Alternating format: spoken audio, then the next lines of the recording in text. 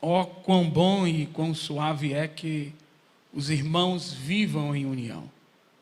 É como o óleo precioso sobre a cabeça, que desce sobre a barba de Arão, e que desce a orla das suas vestes. Como o orvalho de Hermon, e como que desce sobre os montes de Sião, porque ali o Senhor ordena a bênção e a vida para sempre. Tomai assento, queridos. Este salmo de Davi, lindíssimo, curto, poderoso, nos traz verdades e princípios que podem ser aplicados até os dias de hoje. Para entendermos os salmos, este salmo, precisamos entender as figuras que Davi usa para trazer os princípios nele contido. A primeira figura, a do sumo sacerdote, Arão, que uma figura de quando ele foi ungido por Moisés, e o óleo da unção se derramou sobre a sua cabeça, chegando até a orla das suas vestes. A segunda figura, a figura de dois montes, o Hermon e o Sião. O Hermon, o maior monte que tinha, o mais alto, o Sião, o monte mais baixo, na geografia ali de Israel. E ele vai usar essas três figuras para trazer a nós princípios que podem ser aplicados até os dias de hoje. Davi, com sua destreza, ele inicia com a expressão de alegria, de contemplação, e diz: ó, quão bom e quão suave é que os irmãos vivam em união. É interessante que neste primeiro versículo, uma coisa que fica claro aqui é que a união pode ser vista. Diga comigo, a união pode ser vista. Ela é uma união que Davi está contemplando. Ele está vendo a união. E quando eu estou dizendo que a união aqui pode ser vista, não se trata de um tapinha nas costas. Não se trata da reunião para que congregasse e louvar a Deus. Porque isso até pessoas que não servem a Deus se reúnem em lugares. Pessoas se reúnem, torcidas adversárias se reúnem nos estádios. E depois, infelizmente, algumas entram em conflito após o esporte. Então aqui, certamente, Davi não está falando desta reunião, mas ele está falando da união. Uma união que era visível no meio do povo de Israel. E ele louva a Deus por isso. Ele exalta a Deus porque, de uma forma gloriosa, ele está contemplando a sua comunidade, o povo em que o Senhor o pôs como capitão, como rei. E ele está magnificando ao Senhor por esta união. E a pergunta é: como é que podemos ver a união? Como esta união pode ser vista? O que é esta? O que Davi, na verdade, está vendo para exaltar a Deus a ponto de escrever um salmo sobre isso? O que Davi vê? O que Davi contempla no meio do povo de Deus? E a resposta, ela está na Bíblia. Ela está em Levítico, quando vai dizer que de onde também saiu o novo mandamento, quando Deus vai dizer que devemos servir ao outro em amor. E esse servir, ele não é um estado mental, ele não é um conceito filosófico.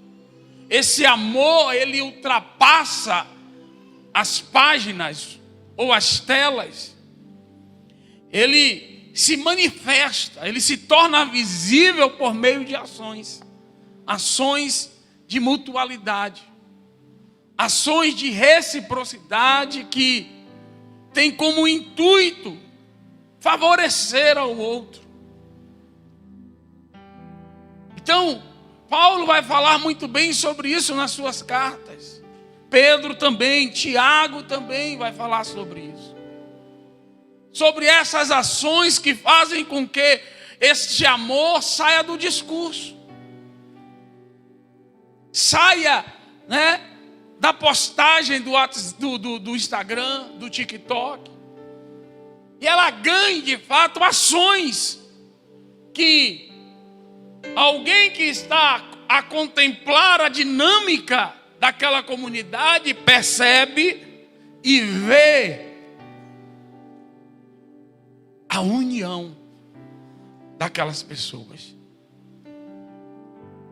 Ações que valorizam os relacionamentos. Ações que protegem a comunidade contra as obras da carne. Ações que contribuem para o crescimento do outro. Ações que, aleluia, nos leva a servir conjuntamente, coletivamente, a executar uma missão. É disso que Davi está falando. Davi está vendo o amor em ação. Davi está vendo a igreja numa dinâmica, aleluia, agora trazendo para o nosso tempo a eclésia, a igreja, numa dinâmica de serviço, de ações recíprocas que vão levar este povo a se tornar alguém melhor. Alguém que se pareça mais com o povo de Deus. Então nós precisamos entender que uma igreja que ama é uma igreja que se move. Uma igreja que ama é uma igreja que está em movimento. É uma igreja que resolveu sair do discurso. É uma igreja que percebe a necessidade do outro. É uma igreja que comunica a sua necessidade ao outro. Esta é uma igreja unida. Essa é a união que Davi está falando aqui. E ele, ao ver isso, ao contemplar isso, ele diz: quão bom e quão suave é que os irmãos vivam em união. A palavra suave aqui, hebraica, aplicada, é a mesma usada para a harmonia musical. É a mesma usada para uma harmonia, para uma música, aquele sentimento que você tem quando você ouve uma música bem cantada. Essa palavra hebraica que é traduzida como suave também é usada para expressar o doce do mel.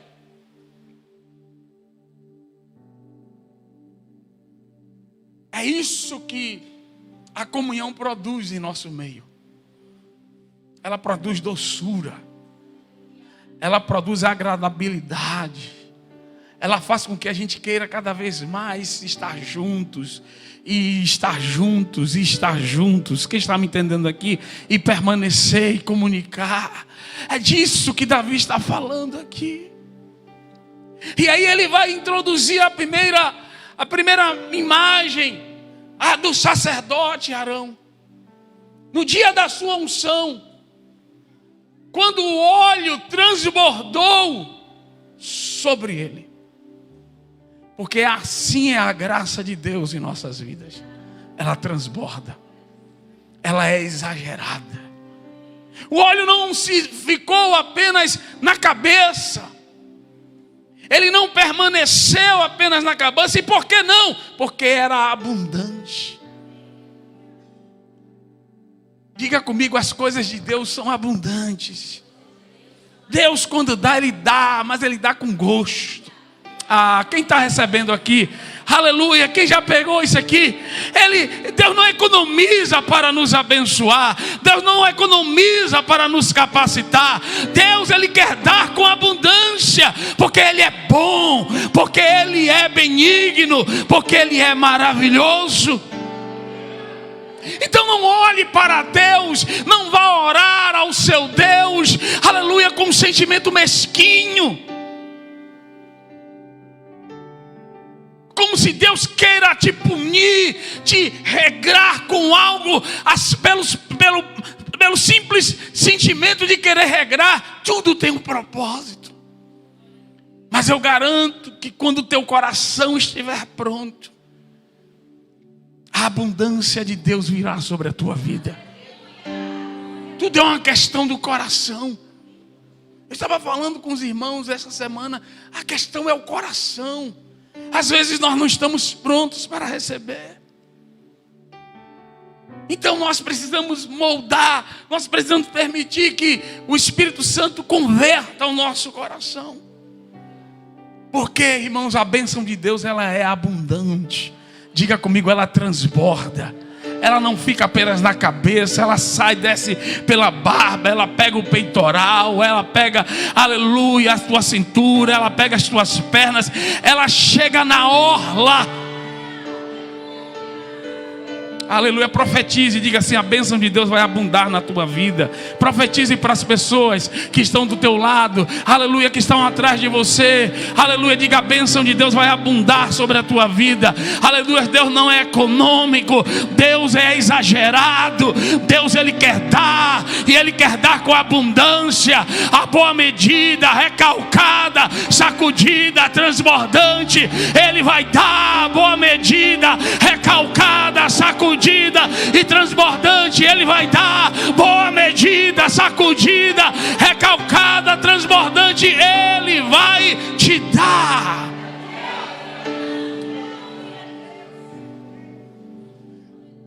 A gente tem que ter essa fé de entender que Deus, Ele quer fazer coisas grandes.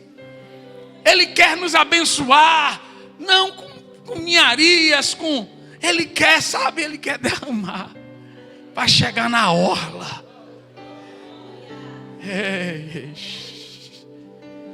Mas da mesma forma, as nossas ações, elas precisam copiar a ação de Deus. Elas precisam imitar a ação de Deus. Sede meus imitadores, assim como eu sou de Cristo. Porque o amor de Deus, ele desce. Diga comigo, o amor de Deus desce. O óleo, assim como o óleo desce. Eu não creio nesse amor que só faz subir. Esse amor que só alcança os pares. Quem está me entendendo aqui? Olhem para cá. Esse amor que não alcança a orla, não alcança quem está lá embaixo. Não alcança quem não pode te dar nada. Não alcança quem não pode fazer nenhum favor para você. A única coisa que Ele pode é receber. O amor, ele desce. Diga comigo, o amor desce. A Bíblia diz que o amor foi derramado em nossos corações pelo Senhor. Ele desce. Esta é a natureza do amor. Ele não sobe, ele desce. E ele alcança as partes mais baixas. Ele alcança os menos favorecidos. O amor não fica,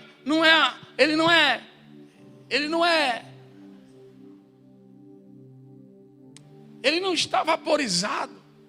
Ele não está em suspensão, ele é líquido.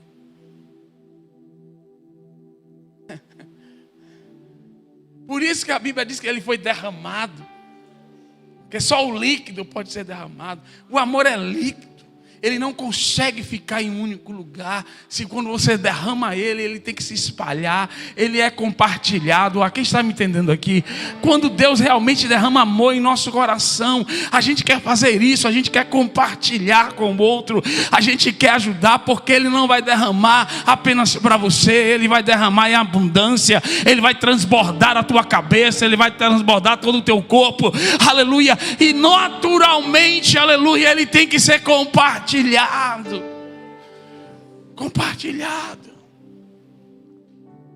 Então esse salmo ele nos apresenta esse compartilhar que o Novo Testamento chama de mutualidade, de ações recíprocas.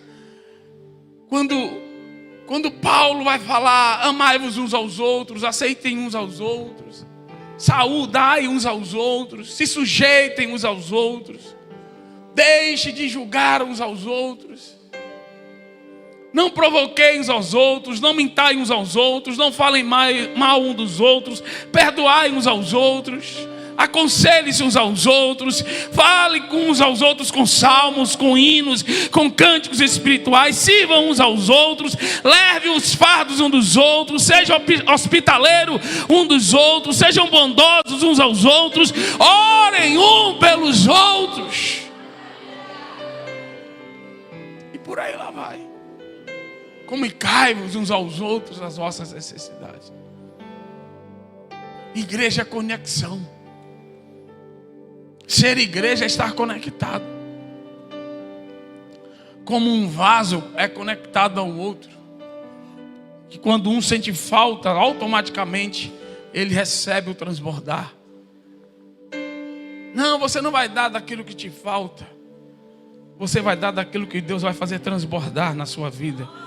Quem está me entendendo aqui? E quanto mais você compartilha, mais Deus tem que derramar sobre você. Oh glória, quem recebe aí? Não tenha medo de compartilhar o amor. Não tenha medo de compartilhar a gentileza. Não tenha medo de compartilhar as coisas, aleluia, que boas que você tem. Mas você tem com abundância, porque foi Deus que te deu. Às vezes a gente encontra pessoas mal-humoradas, pessoas, sabe, ríspidas, e você fica dizendo assim, olhando assim, e dizendo assim, mas por que essa pessoa é ríspida? Mas olhe com um olhar de carinho, ele tem falta. E se você tem abundância, você pode comunicar uma palavra a ela, aquilo vai desarmar aquela pessoa, aquilo vai, sabe, vai desarmar ela, aquilo vai dizer assim, não, aquilo que eu tenho falta, elas têm com abundância. É impressionante isso. A gente precisa entender que as pessoas possuem histórias. Tem dia que a gente não acorda bem. Tem dia que o outro não acorda bem. Mas você que acordou bem, você tem a responsabilidade de não fazer com que aquele mal-estar do outro alcance você. E de que o seu bem-estar possa de alguma forma influenciar para o bem o outro. Sabe? Às vezes você olha assim para a pessoa e diz assim, ele não está num bom dia. E você já fica ligado, né? Já toma mais cuidado com a palavra, com o que vai usar, como vai falar. Às vezes nem vai tocar no assunto mais. Isso é amor, irmão. Sabe? Isso é cuidado. Porque você sabe que se você tocar naquele assunto ali, a coisa vai, sabe? Aí você diz assim, não, eu vou deixar, amanhã eu falo. Quem está me entendendo aqui? Depois eu converso. Hoje a coisa não está legal. Então esse transbordar que Davi está falando aqui. E é interessante que ele, ao falar sobre o sacerdote, ele fala sobre a barba. Ele poderia falar sobre cada parte do corpo, sobre a boca, sobre os olhos, mas ele não falou sobre nada disso. Eu sei que tem alguns pregadores que quando pregam essa mensagem, aí vai falando da boca, da testa, mas Davi não frisou nada disso. Ele só falou, primeiro ele falou sobre a cabeça. Para simbolizar, para mostrar que o óleo estava vindo do alto. Porque para atingir a cabeça tem que vir do alto.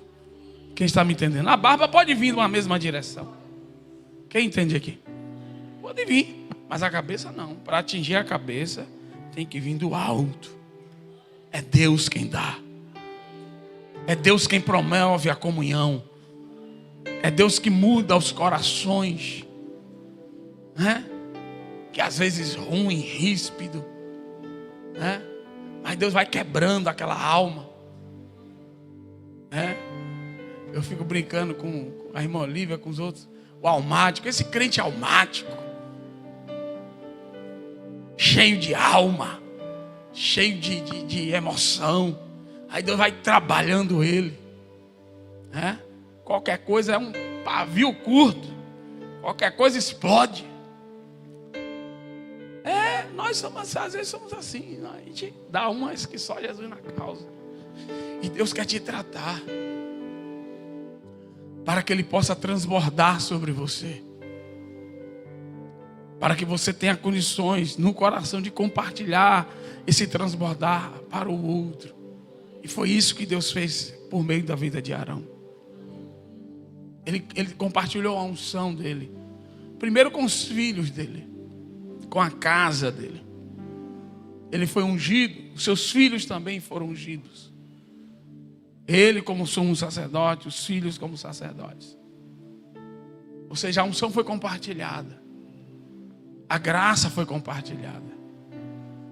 Eu não entendo uma pessoa, um homem, uma mulher que se diz homem de Deus, que se diz ser cheio de Deus, e os filhos não conseguem receber este enchimento, esse compartilhar, essa unção, essa presença. Isso não chega na casa, mas às vezes a casa é um inferno. Às vezes a casa é uma tribulação. Eu não consigo enxergar isso. Mas na vida de Arão foi diferente. Não foi apenas ele que foi ungido, os filhos também foram. A unção foi compartilhada. Quem está me entendendo aqui? A gente tem que, se Deus realmente está na nossa vida, as pessoas vão receber aquilo que nós temos em abundância, irmão. Vou repetir aqui de novo. Me ajudem a pregar. As pessoas vão receber aquilo que você tem em abundância. Não é aquilo que você tem em falta. É quando transborda. Quando alguém vem e mexe com você. Você já viu? Está segurando alguma coisa, você tropeça. Se o vaso estiver cheio, vai transbordar. Então quando alguém tromba com a gente, quando alguém entra em contato com a gente transborda para ele aquilo que a gente tem em abundância. Do que você está cheio? Você está cheio deste óleo? Você está cheio desta graça de Deus? Deste favor? Arão foi cheio da graça.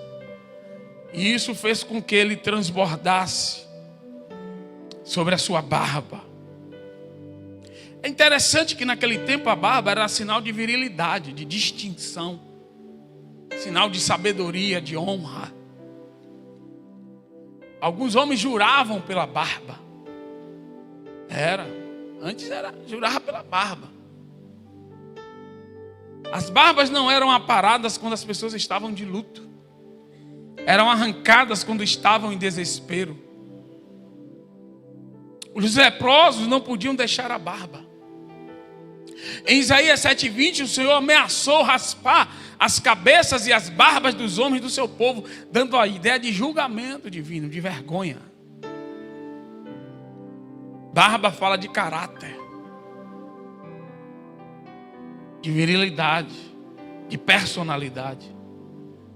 E quando a graça de Deus vem, é uma das primeiras coisas que Deus inunda, é o nosso caráter.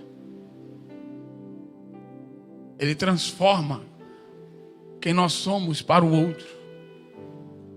Ele restaura a nossa honra. Quem está me entendendo aqui? Ele restaura a nossa honra na família. Ele restaura a nossa honra com os amigos. Deus restaura honras. Deus muda pessoas. É a barba. É o óleo chegando na barba.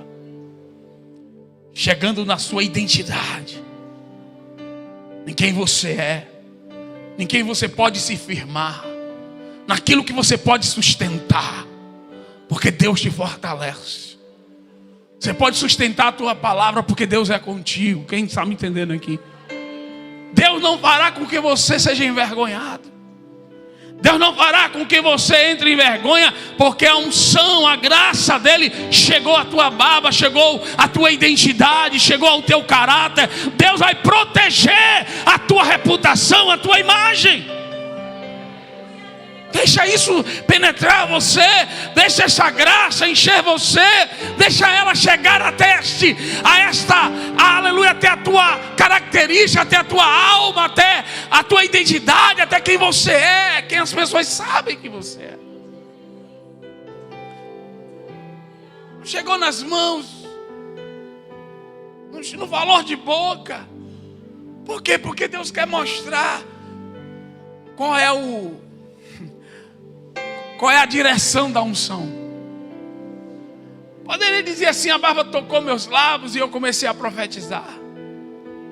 A barba tocou meus olhos e a gente diz assim: não, Arão agora começou a ter visões de Deus. Antes de profetizar, antes de ser pregador, pastor, antes de você ter visões e revelações, Deus vai tocar no teu caráter. O que Deus quer mudar é o nosso caráter primeiro. Esse é o interesse. Então quando a unção vem, ela vai tocar a barba, ela vai falar do caráter, ela vai tocar quem você é, para que você não seja um mal falado aí, uma pessoa que sai devendo, uma pessoa que não honra os seus compromissos, uma pessoa que está o tempo todo sendo cobrado por um para o outro, que perdeu o nome. Meu pai era um homem muito honrado. E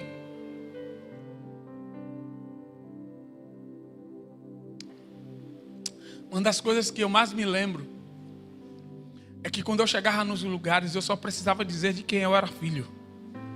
As portas se abriam. Você é filho dele? Sou. Ah, entra aqui. Era impressionante. Eu tinha 12 anos, 10 anos mais ou menos. 10, 12. Eu me lembro da imagem. Como as pessoas mudavam quando sabiam que eu era filho de quem eu era. Isso não tem preço, não, irmão. Para mim não tem preço. Isso não tem preço. Isso marca você. Né? Assim é quando nós nos tornamos filhos de Deus. Quem me entende aqui? Deus muda, irmão. Deus muda. Deus faz com que a pessoa, o coração da pessoa mude em relação a você. Poucas pessoas creem aqui. Só a irmã Ângela que deu um aleluia ali. Mais alguém aqui? Você não crê nisso não? Meu querido, Deus muda. Deus muda o coração da pessoa, porque você é filho dele. Não é qualquer pessoa que está indo lá, é o meu filho. Aí Deus já envia anjo na frente, Deus já muda o coração, Deus já prepara cenário. Quem recebe esta palavra aqui nesta manhã? Deus faz isso. Meu Deus. E era impressionante. Eu comprava sem dinheiro, só por dizer de quem era filho. Ninguém recebeu essa não. Agora começou a cair. Eu vou ter que repetir. Eu comprava sem dinheiro. Começaram a entender agora. Irmão, se um filho de pescador como eu chegava nos lugares e comprava sem dinheiro, imagina o filho do dono de todas as coisas.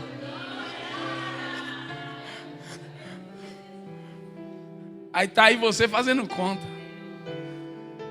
já com um comando de Deus no coração. Se Deus mandou, Ele garante, irmão.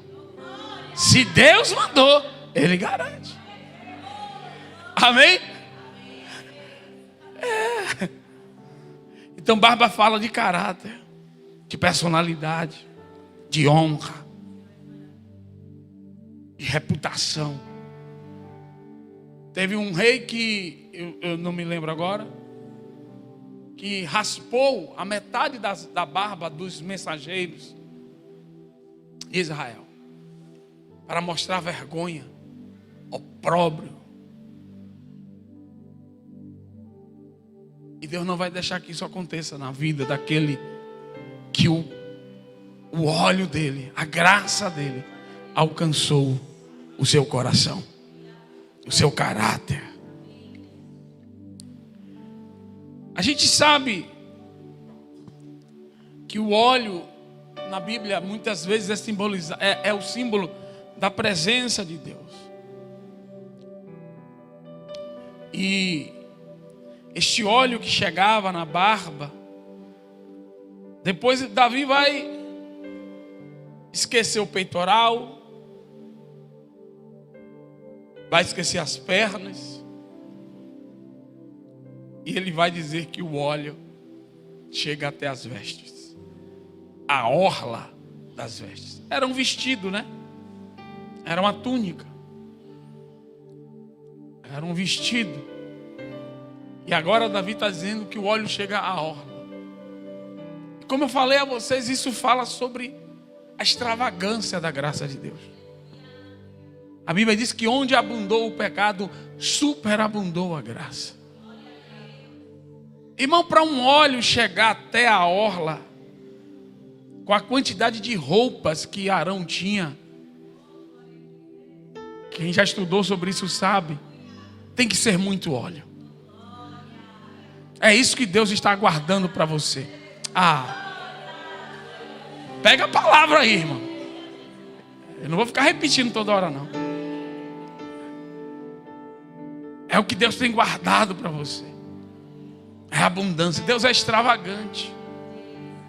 Talvez a gente tenha uma imagem de Deus por conta da imagem, às vezes, de uma autoridade que a gente teve, de um pai, de uma mãe. A gente tinha um amigo, um irmão em Cristo, que o pai dele controlava até a quantidade de manteiga que ele colocava no pão. Inspecionava. Não, tem muito, tira aí. Era. Talvez uma marca dessa você possa espelhar isso para quem é Deus, mas Deus não é seu pai. Deus não é essa pessoa que limitou as coisas na sua vida. Deus não é essas pessoas que barrou coisas na sua vida por simples esqueci agora o nome da palavra. Porque quis, por capricho, né? Por capricho. Não, Deus não. Tudo que Deus faz tem um propósito. E o propósito é te abençoar. É te preparar para que você receba algo maior. Para que você seja abençoado na sua inteireza. Então às vezes Deus trava. Mas Deus trava para liberar a abundância depois. É como um rio. É como um rio que alguém vai fechar. Mas quando se fecha, quando se põe uma represa, a água não some, não. Ela está sendo o quê? Armazenada. Já entendeu? Deus não anulou o que prometeu. Ele está armazenando. E quando você estiver pronto, vai vir de vez. Vai desaguar de vez. Irmão. Tudo é o coração.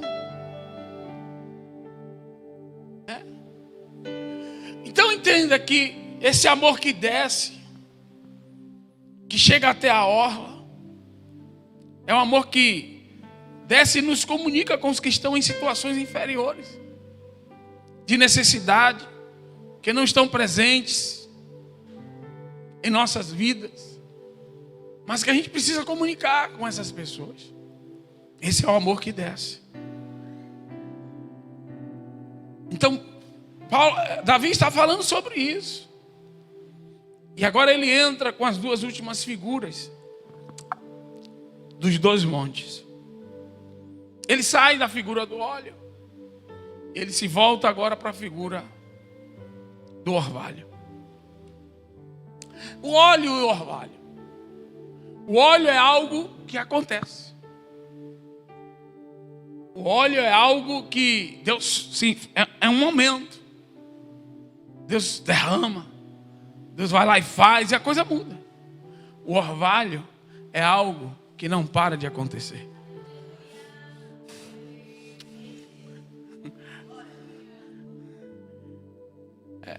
O Deus que é o Deus de dar grandes vitórias é o Deus também que te dá paz, tranquilidade. Eu gosto muito de usar nos meus e-mails a palavra shalom, né? Desde muito cedo. Tanto que os meus chefes me chamavam e diziam, cadê? E aí, shalom? Ficava brincando nas empresas. Nilson é tudo shalom, tudo de Nilson é shalom. E a palavra shalom, né, ela tem um significado muito profundo. Porque shalom não é só paz. Shalom é ser inteiro. Shalom é que nada falta. Nada está em falta. Nada está sobrando. Nada está folgado. Não existe nada quebrado. Shalom fala de inteireza. Então o orvalho, mesmo que não tenha chuva, em Israel o orvalho era muito intenso. A ponto de você confundir com uma chuva. A terra ficava bem molhada. E era o que garantia de fato a manutenção, a agricultura. Porque existiam 2 momentos de chuva. Mas se o orvalho não caísse, a terra ficava sequíssima.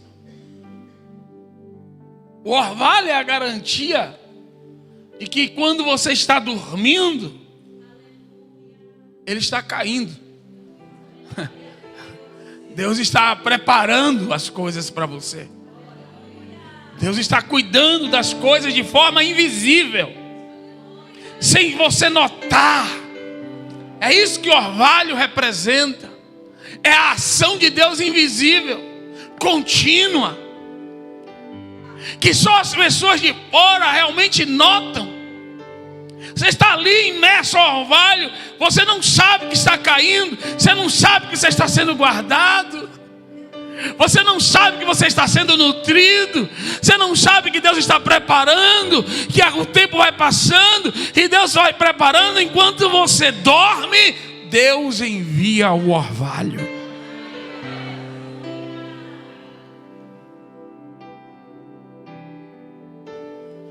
Irmão, existem bênçãos de Deus que a gente não nota.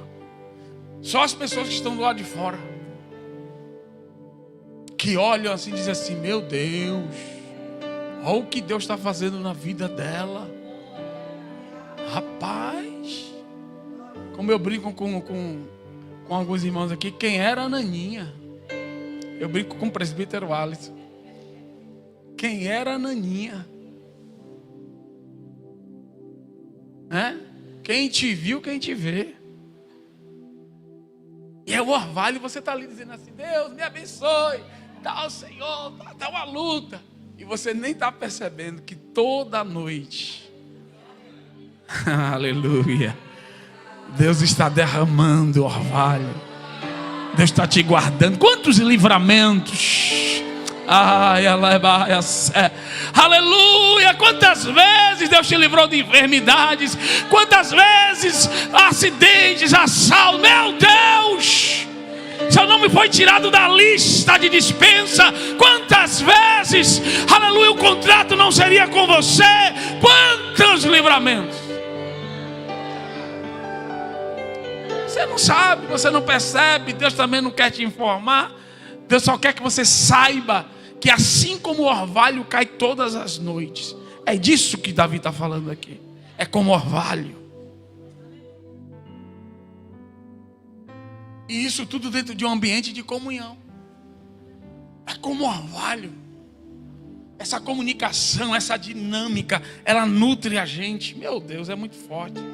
Não tenho mais tempo. Naquela época tinha 2 chuvas. A temporã, a seródia, que garantiu colheita. Mas segundo alguns historiadores, o orvalho de Hermon era abundante no tempo de Davi, mesmo no tempo de seca. Mesmo quando não tinha chuva, Deus não tirava o orvalho. Isso aqui é muito forte, né? Porque às vezes no tempo de prova, a Bíblia diz que a gente não vai ser provado além do que podemos suportar. É o orvalho que garante. É o orvalho que impõe os limites. Aquilo que a gente...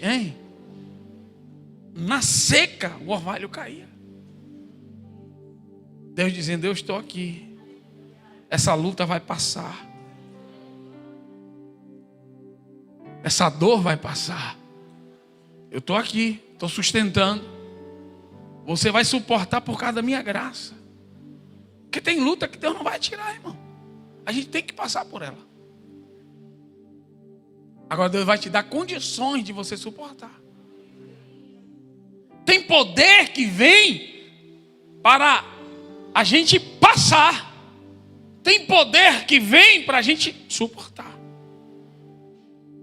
Tem poder que vem para nos libertar da situação. Mas às vezes Deus derrama poder para você passar pela situação. E são essas situações que te transformam. Porque o poder que te liberta não te transforma. Que te liberta da situação. Ele não te transforma. O que te transforma é aquele que faz com que você permaneça na situação e vença ela. E passe por ela. Esse aí transforma. Porque você sai diferente. Você sai diferente. Então assim, o orvalho sobre o monte Hermon e sobre o monte Sião. O Hermon era um dos montes mais altos. Sião, um dos mais baixos. E o orvalho, diga comigo, e o orvalho descia sobre ambos. Não importa a sua posição na casa. Eu cheguei ontem. Eu sou novo convertido. Não importa. Se você está na casa, a graça de Deus vai cair sobre a tua vida. Vai ser derramado sobre você. Quem está me entendendo aqui? Isso aqui não tem nada a ver com antiguidade, aqui não é posto. Filiação, sim. E como ninguém é um filho maior do que o outro, então está todo mundo no mesmo nível. Então, por mais que você esteja no alto ou embaixo, seja o Monte Hermon, esteja no Hermon, o pessoal aqui, o pessoal do Monte Hermon ali, pessoal alto. Você está lá, é o Wallace que está ali naquela cadeira. Você está na última cadeira hoje aí? Irmão, abraça o Wallace, viu? Então, ou você está lá no Monte Sião, não importa. Amém? A graça de Deus vai te alcançar do mesmo jeito. Amém, irmão? O pessoal do Monte Hermon gostou ali, ó. E eu encerro aqui. Vou encerrar no tempo, né? A bênção é ordenada na comunhão. Lembre-se que o Brasil está fazendo comparação, né? Da comunhão. Não existe comunhão sem submissão. Ele traz a figura da autoridade de Adão. União não é o mesmo que ajuntamento. Por isso, essa união que Davi está vendo, ela é uma dinâmica da comunidade. São justamente essas ações. Porque, irmão, nós podemos estar juntos, mas não ligados. A gente pode sentar aqui todos os domingos no mesmo banco, um do lado do outro, e você não comunicar e você não saber do que o outro está passando. Ser igreja não é isso. Por isso os grupos de comunhão. Eu insisto a você, Participe de um grupo de comunhão. Você só vai saber o que é igreja quando você estiver em um grupo de comunhão, em uma classe, em uma equipe de trabalho. Tem que estar conectado. Talvez você esteja só nos cultos dizendo assim: pô, eu estou sendo abençoado, pastor. Imagine quando você se conectar sabe, inteiramente, por inteiro, vamos dizer assim. É importante. Então, é justamente que ele termina dizendo: porque ali o Senhor ordena a bênção e a vida para sempre. Eu encerro com uma polêmicazinha. Esse povo diz: não, eu sou a igreja. Não, pastor, porque eu sou. Você já viu isso na internet? Não, você não é a igreja. Você faz parte da igreja. A igreja não é uma pessoa. Imagine a minha mão, eu tiro aqui minha mão está dizendo: eu sou Nilson. Não, minha mão não é eu. Ela não é eu. Ela é minha mão. Ela faz parte de mim. Então essa história aí de alguns, infelizmente, pessoas que saíram magoados da igreja e hoje não frequentam a igreja. Isso é responsabilidade, né, da igreja. E muitos que não frequentam mais a igreja, decepcionados com liderança, com tudo. Mas a gente precisa entender, e essas pessoas precisam entender, que não adianta ela ficar se repetindo. Não é porque você está todo dia repetindo uma mentira para você que aquilo ali vai se tornar verdade. Afinal de contas, não somos comunistas. Que é isso que os comunistas fazem. Ela fica repetindo mentira. Não somos comunistas. Somos a igreja de Cristo. Então não adianta ficar repetindo: ah, sou a igreja, eu sou a igreja, eu sou a igreja. Não, você não é a igreja. A igreja somos nós. A igreja é coletividade. Amém, irmãos? Quando Jesus toma até o cuidado a Jesus: quando 2 de vós estiverem, ali eu estarei. Imagine se Jesus faz assim: se 1 de vós, aí pega o versículo, bota no bolso, aqui, pastor, eu sou a igreja. Não é não, irmão. É disso que Davi está falando. Todo este salmo, e eu encerro, está falando da necessidade de estarmos juntos de fato, comunicando um ao outro.